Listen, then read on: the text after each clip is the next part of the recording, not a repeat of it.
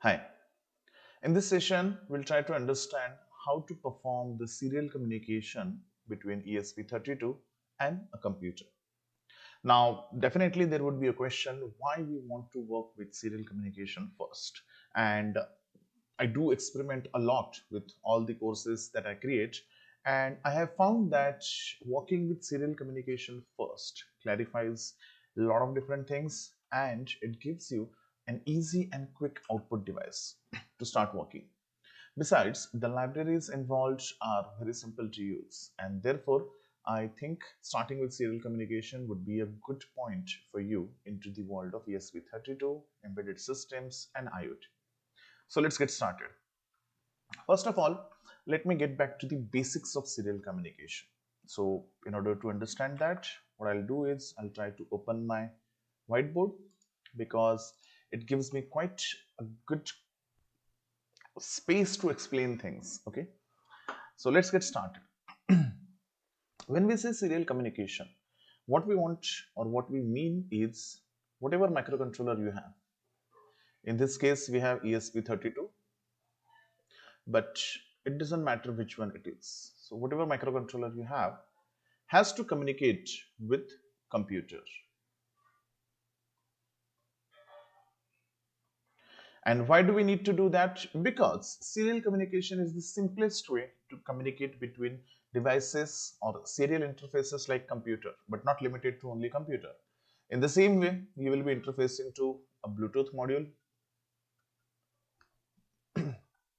Sometimes you also interface with RF interface chips and lot many different peripherals like GPS, GSM, RFID reader, and so on. Now, with respect to computer, there is one issue. Computer doesn't have, at least the laptops doesn't have a native serial port. So what we do is we use a USB to serial interface. And the beauty with every Arduino compatible boards, including the ESP32, is it comes with an onboard USB interface. So on our ESP32 board, if you look into the schematic, I have it somewhere in this presentation. Yep, here it is. Now, if you look at here, this IC over here, CP2102 or 2104, is your USB to UART bridge. So the microcontroller will communicate with this IC using two lines called as TXD and RXD. You can see those two lines here as well as here. We send the data using the TXD line using asynchronous serial communication, and we receive the data through the RXD line on the controller. This IC acts as a bridge to interface with the USB port of your laptop or your computer, whichever you're using. So things become simpler in this way when you try to interface with this. However, there is one thing to understand, and that is this is asynchronous serial communication. Primarily, this is asynchronous. Means what? In asynchronous serial communication, there is no clock shared between ESP32 and the computer or any communicating device.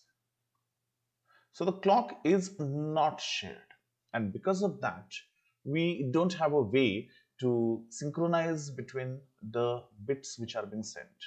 What I mean to say is, if I'm sending something like this, then is this single one, or this is 1 1 0 1, or this is 1 1 1 0 0 1? We don't have any means to identify that. What is exactly 1? What is the duration of 1? What is the duration of 0?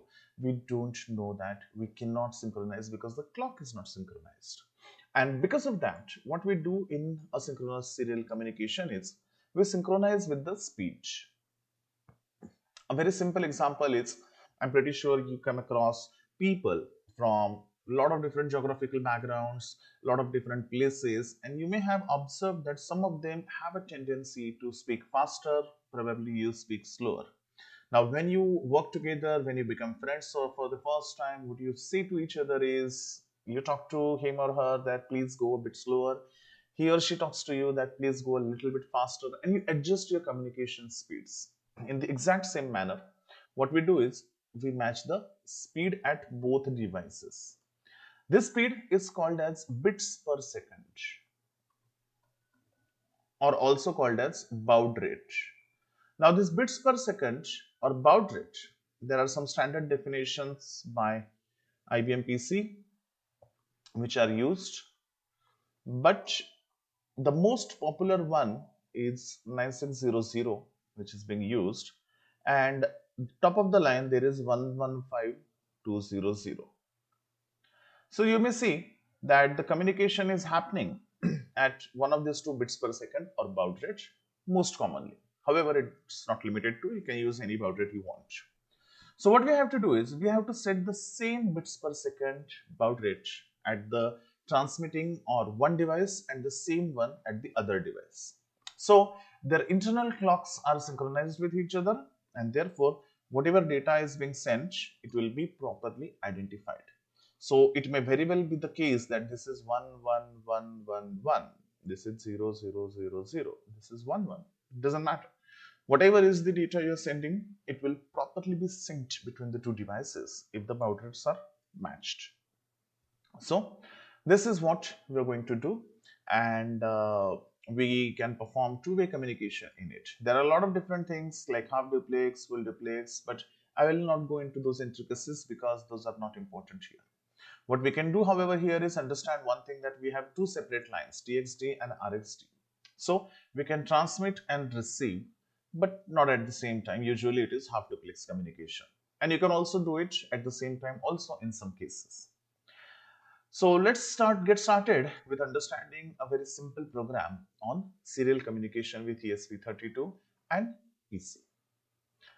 Thank you for watching this video.